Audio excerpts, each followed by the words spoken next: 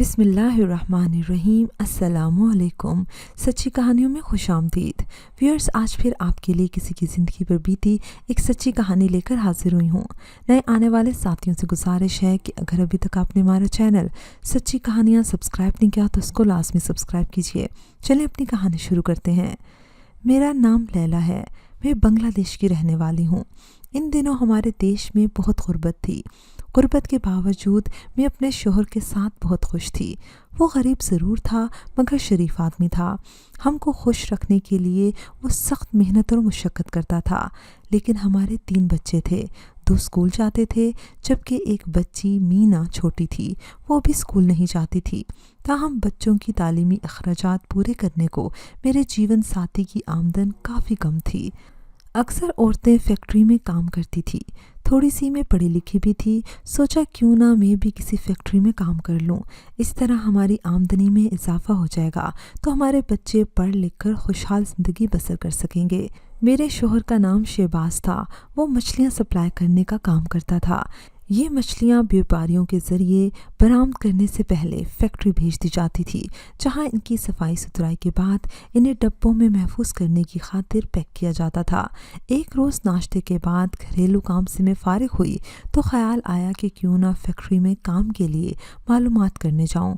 शहबाज काम पर जा चुका था। दोनों लड़के भी मेरे स्कूल चले गए थे। मैं और मीना घर पर थे।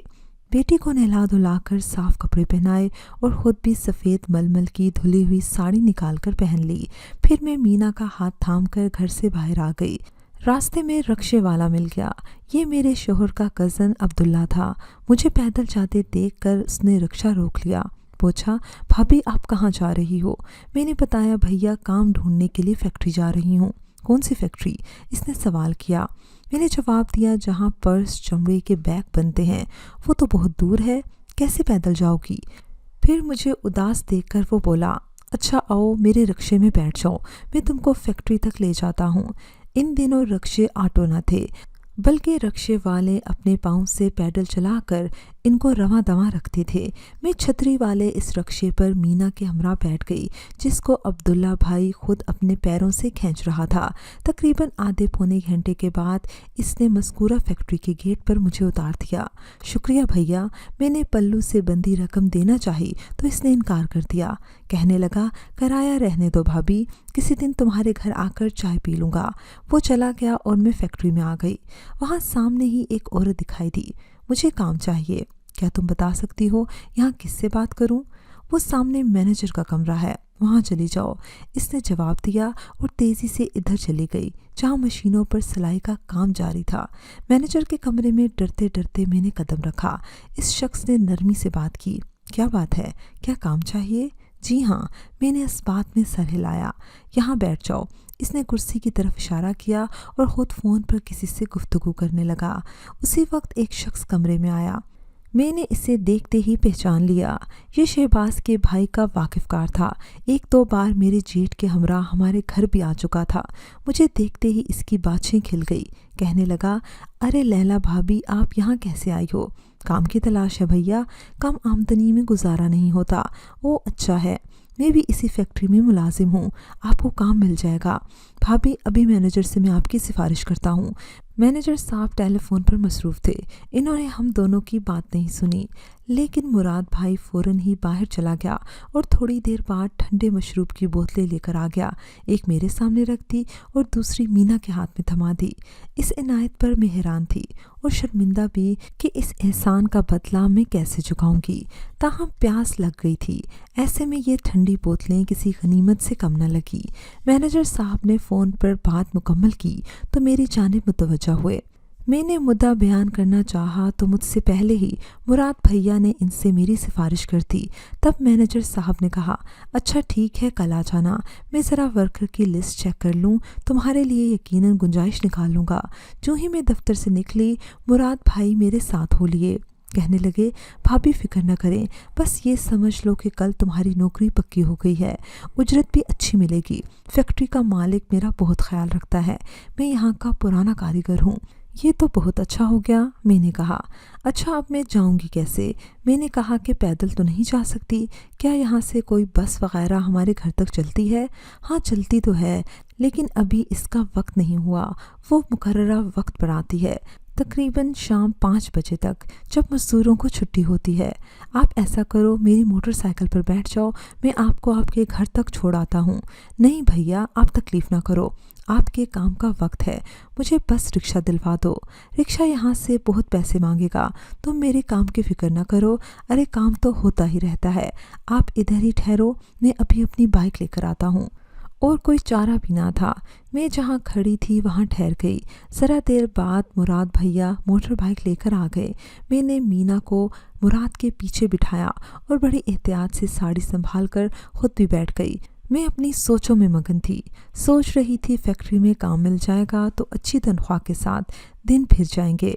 इन्हीं सोचों में गलता मुझे एहसास न हुआ कि वो मुझे कहाँ लेकर जा रहा है।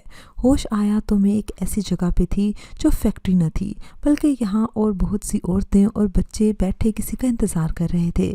मुराद भैया, तुम मुझे कहाँ ले आए हो? तुमने तो मुझे घर लेकर जाना था, ये तुम मुझे कहाँ ले आए हो? और ये सब औरतें यहाँ क्यों बैठी हैं? इनको भी मुलाजमत की ज़रूरत है और अभी फैक्ट्री की गाड़ी आने वाली है, सब ही को साथ लेकर जाएगी, तुम भी यहाँ बैठ जाओ। ज़रा देर बाद एक बस आ गई, इसने सबको सवार कर दिया। ये बस न जाने किन रास्तों पर चल पड़ी और फिर चलती रही। अब मुझे इल्म हो गया कि ये सब हमको कहीं दूर लेकर जा रहे हैं, क्योंकि बस में बैठी औरतें बातें कर रही थी कि ये लोग हमको नौकरी दिलवाने ले जा रहे हैं, वहाँ आसानी से काम मिल जाता है और यहाँ तो हमारे बच्चे भूखे मरते रहते हैं। कुछ औरतें अपने शोहरों की इजाज़त से जा रही थी और बच्चे भी इन्हीं के पास छोड़कर। हम अपनी तनख्वाह वहाँ से घर भिजवा देंगे तो हमारे कुंबे खुशहाल हो जाएंगे। गर्ज अजब तरह की बातें सुन रही थी मैं। ये बातें दिल ने कबूल न की। मेरी छठी हिस्स कहती थी कि ज़रूर कुछ होने वाला है, ये ज़रूर हमको किसी मुसीबत में डालने वाले हैं। बस में कुछ मर्द आगे बैठे हुए थे। बार बार मुराद को मैं देख रही थी, लेकिन वो मुझे नज़र नहीं आ रहा था। परेशान थी, चलती बस से मैं छलांग भी नहीं लगा सकती थी। कहीं बस थमती तो मैं उतरने की कोशिश करती। एक जगह बिलाखिर बस ठहर गई। सामने नदी का पानी लहरें ले रहा था। हमारे लोग उतर गए। इन बदनसीब मुसाफिरों को भी अपनी मंजिल का कुछ पता ना था। मर्दों के दरमियान तब ही मुझे मुराद नज़र आ गया और मैं चिल्लाने लगी, मुराद भैया, इधर आओ, मेरी बात सुनो। ये तुम हमको कहाँ लेकर आए हो? शहबाज बहुत परेशान होगा, बच्चे मेरा इंतज़ार कर रहे होंगे। मैं तो इनको कुछ बता कर भी नहीं आई। अब मुझे कहीं नहीं जाना, वापस अपने घर जाना है, मुझे नौकरी नहीं चाहिए। चुप रहो, इसने नज़दीक आकर कहा, ज़्यादा शोर मत मचाओ, अब तुम वापस नहीं जा सकती। सामने नदी देख रही हो, अगर ज़्यादा वावेला किया तो नन्ही को उठाकर ये लोग नदी में फेंक देंगे। तुम नहीं जानती, ये बहुत जालिम लोग हैं। ये सुनकर मेरी तो जान ही निकल गई। दूसरी औरतों को भी सांप सूंघ गया। अब अंदाज़ा हो गया कि ये लोग हमको दूसरे मुल्क ले जाकर अपनी कीमत खरी करने वाले थे।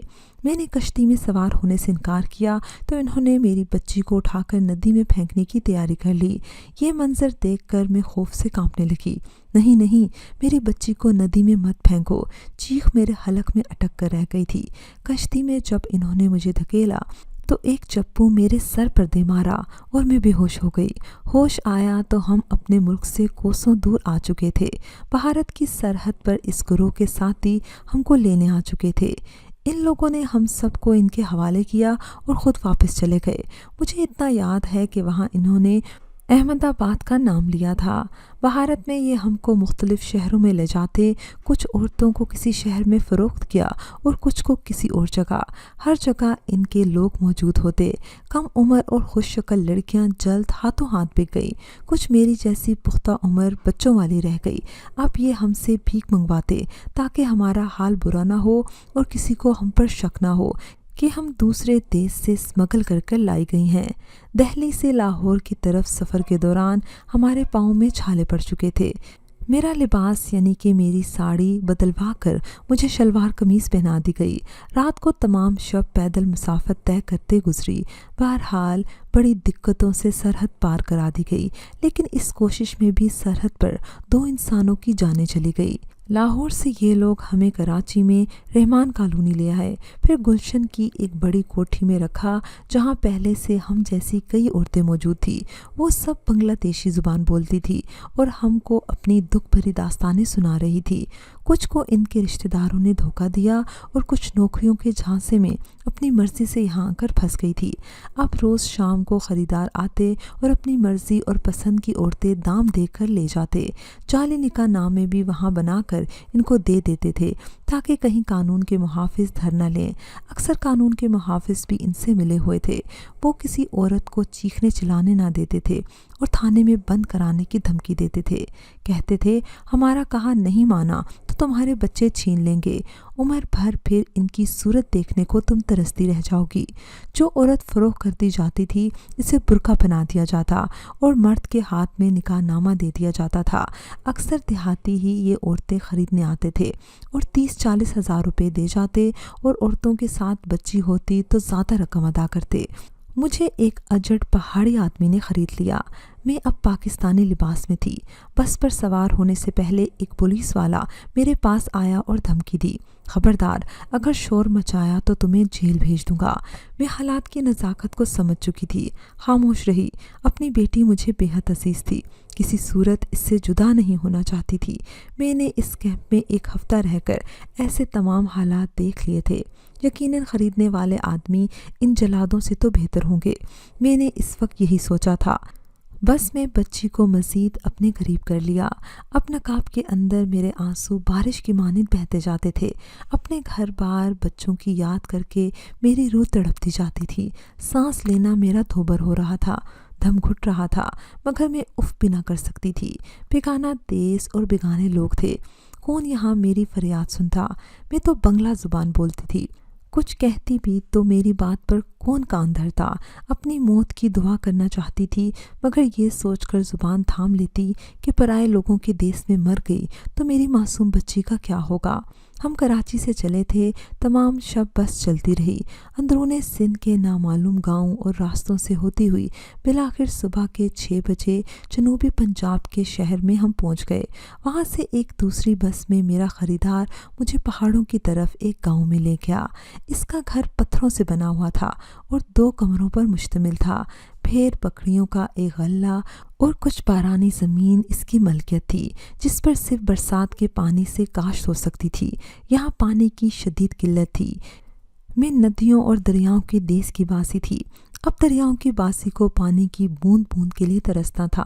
نہانے کو جی چاہتا تو دل کھول کر رو لیتی تھی، لیکن آنسوؤں سے کیا کوئی نہا سکتا ہے؟ آنسوؤں سے تو چہرہ بھی نہیں دھل پاتا۔ میرے خریدار کا نام عجب گل تھا۔ وہ خود کو میرا شوہر کہتا، گویا میں اس کی جبری بیوی تھی، کیونکہ اس نے مجھے خریدا تھا اور روپے دے کر مجھے باندی بنا کر لایا تھا۔ وہ اپنی بیوی سے بھی یہی کہتا کہ تمہارے لیے میں باندی لے کر آیا ہوں، اب وہ سارے کام کرے گی۔ مجھے کسی بات کا کچھ ہوش نہ تھا۔ میں اپنے بچوں کے لیے دن رات تڑپتی تھی۔ رات دن میرے آنسو گرتے، رونے سے ہی مجھے کام تھا۔ یہ لوگ میری زبان نہیں جانتے تھے اور میں ان کی بولی نہ سمجھ پاتی تھی۔ مجھ کو وطن سے بے وطن ہونے اور شوہر اور بچوں سے جدائی کی جو اذیت تھی وہ الگ، مگر سب سے بڑی اذیت یہ تھی کہ میں ایک باعزت عورت تھی، خود کو اپنے شوہر شہباز کی امانت تصور کرتی تھی، اور اب یہ اجنبی مجھ کو اپنی بیوی بنائے ہوئے تھا۔ عجب کل کی اگر کوئی بات نہیں مانتا تھا تو وہ اس کو زد و کوب کرتا۔ اس اذیت نے مجھے ان پہاڑوں سے بھاگ نکلنے پر مجبور کر دیا۔ میری حالت پر پتھر بھی روتے ہوں گے۔ آخر کار عجب کل کی بیوی کو مجھ پر رحم آ گیا۔ وہ چاہتی تھی مجھے کسی طرح شوہر کی قید سے رہائی دلوا دے، لیکن وہ اس سے ڈرتی بھی تھی، کیونکہ اس معاملے میں وہ کسی بھی طرح کی رعایت کا قائل نہ تھا۔ اگر شبانہ بی بی ایسا کرتی، یقیناً عجب کل اس کو مار ڈالتا یا کہیں دور لے جا کر اس کو بیچ ڈالتا۔ بہت سوچ وچار کے بعد آخر کار شبانہ بی بی نے مجھے ایک ترکیب بتائی۔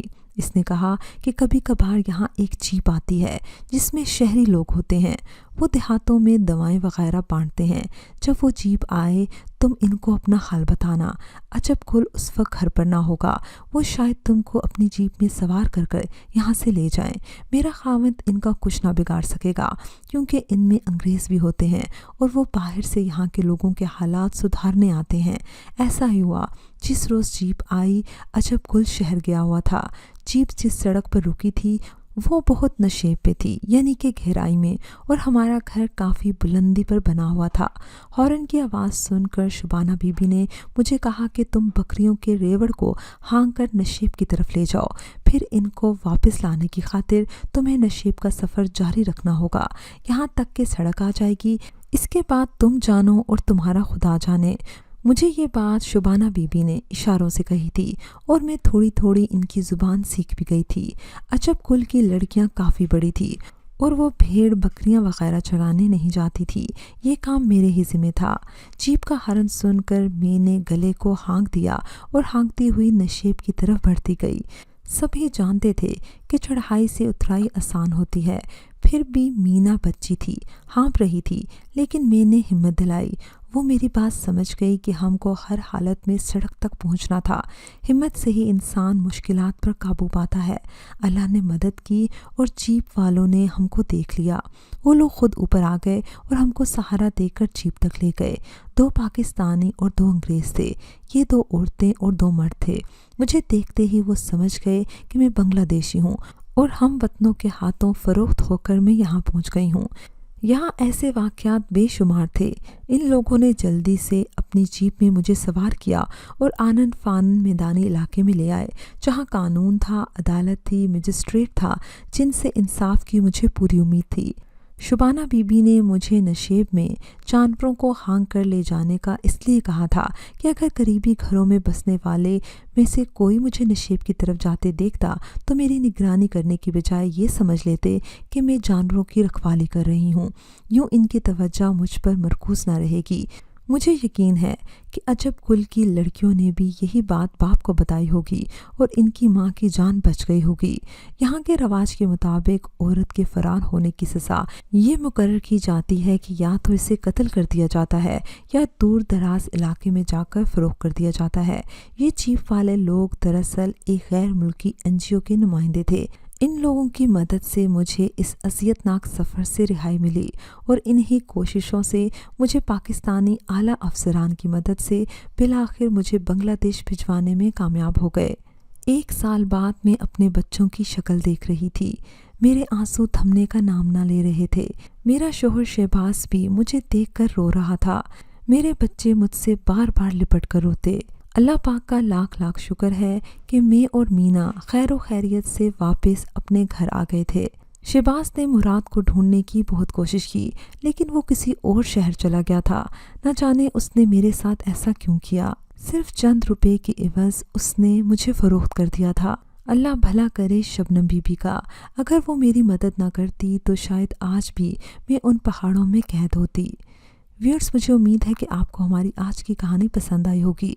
अगर कहानी पसंद आई है तो उसको लाइक कीजिए, शेयर कीजिए और कमेंट सेक्शन में अपनी राय का इज़हार लाजमी कीजिएगा। अगर अभी तक आपने हमारा चैनल सच्ची कहानियाँ सब्सक्राइब नहीं किया तो इसको लाजमी सब्सक्राइब कीजिए और साथ लगे बेल आइकन को भी प्रेस कर लें ताकि आपको हमारी हर न्यू वीडियो की नोटिफिकेशन भी टाइम पर मिलती रहे। अगली वीडियो तक इजाज़त दीजिए। अल्लाह हाफ़िज़।